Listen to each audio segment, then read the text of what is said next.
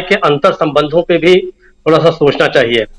हमारा स्वतंत्रता का जो आंदोलन था उसको भी फाइनेंस करने वाले कुछ उद्योगपति थे, कारोबारी थे, जिसमें बिरला और बजाज तो बहुत सामने सामने के नाम है। लेकिन उन्होंने राजनीति को फाइनेंस करके समर्थन देकर नाम ही कमाया, अपयश नहीं कमाया। सबसे बुरी हालत शुरू हुई है 1991 के बाद, जब नई आर्थिक नीति सामने आई। उस समय जो है इस तरीके से उद्योग और राजनीति एक दूसरे पर इतने ज्यादा आश्रित हो गए कि दोनों का एक दूसरे के बिना काम चलना लगभग असंभव हो गया। आप कुछ नामों को याद कीजिए, मुरली देवड़ा, कमल मुरारका, विजय कलंत्री, प्रमोद महाजन, ऐसे लोग थे जो अपने अपने राजनीति के लिए, अपनी पार्टी के लिए, चुनाव जीतने के लिए, इन सब चीजों के लिए भरपूर पैसों का जुगाड़ करते थे और बहुत ओपन था इसमें। उसके बाद ऐसा कोई पर्दा नहीं रह गया, कोई संकोच नहीं रह गया, कोई लिहाज नहीं रह गया कि हम किसी पार्टी के लिए चंदा जुटा रहे हैं। वे पार्टी के अंदर भी थे। अब आप देखिए, चंद्रशेखर जैसा व्यक्ति जिस समय बना, प्रधानमंत्री बना, तो उनके पीओ कार्यालय के प्रमुख कौन बने? कमल मुरारका बने, जो एक उद्योगपति हैं, कारोबारी हैं बंबई के, उन्हें बनाया गया। अभी तो नहीं रहे शायद वो। तो इस तरीके से ये जो संबंध है ये लगातार न केवल प्रगाढ़ होते गए बल्कि सीधे सीधे ओपन होते गए। अब जहां तक ये बात है कि गौतम अडानी का जिक्र क्यों नहीं होने दे रहे हैं, तो दरअसल अगर आप 84 से 89 का कार्यकाल देखें राजीव गांधी के समय का, तो उस समय वीपी सिंह पहले फाइनेंस मिनिस्टर जब थे, तो उन्होंने ईडी को बहुत जो ताकत प्रदान की, उनमें वीपी सिंह को एक प्रमुख रूप से माना जाता है कि उन्होंने जांच एजेंसियों को ताकत भी दी और छूट भी दी। उन्होंने 2 छापे मारे ईडी ने, एक तो धीरू भाई अंबानी के इस पर मारा और दूसरा जो किया था अमिताभ बच्चन पे। उसके बाद फिर वो चर्चा में आया, एज ए डिफेंस मिनिस्टर उन्होंने बोफोर्स कांड जब खुलासा हुआ तो उस पर भी जांच के आदेश दे दिए। माना यह गया कि ये दोनों तीनों जो लोग हैं या हाउसेज हैं, ये उन पर छापा नहीं मारा जा रहा है, सीधे सीधे तब के प्रधानमंत्री राजीव गांधी पर छापा मारा जा रहा है, यहां तक लिया गया।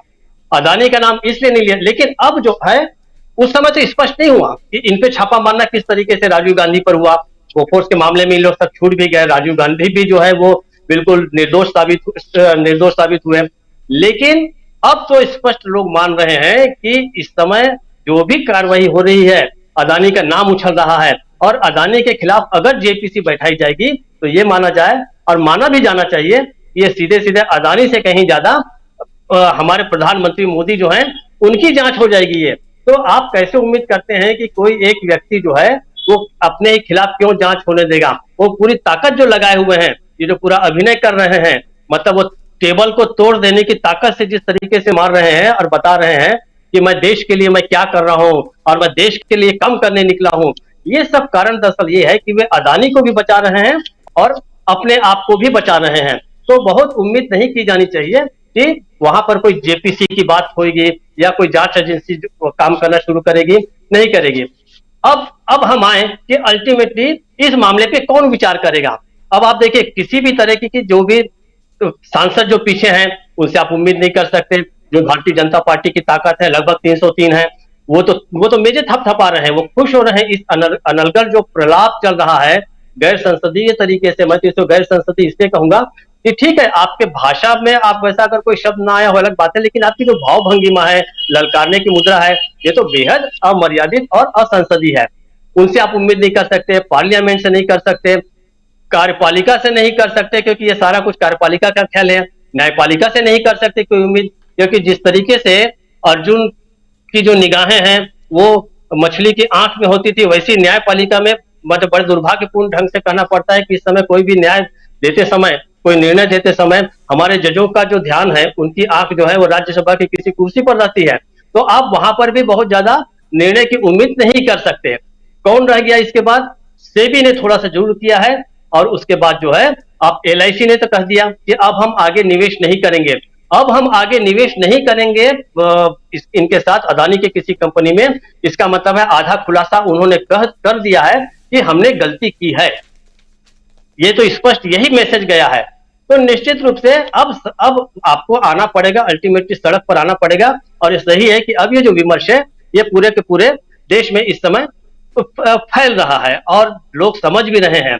जो लोग नहीं समझ रहे हैं वो शायद कुछ समय के बाद तब समझे जब उनका अपना एलआईसी और बैंकों में लगा पैसा जो है वो खत्म होने लगेगा या डूबने लगेगा।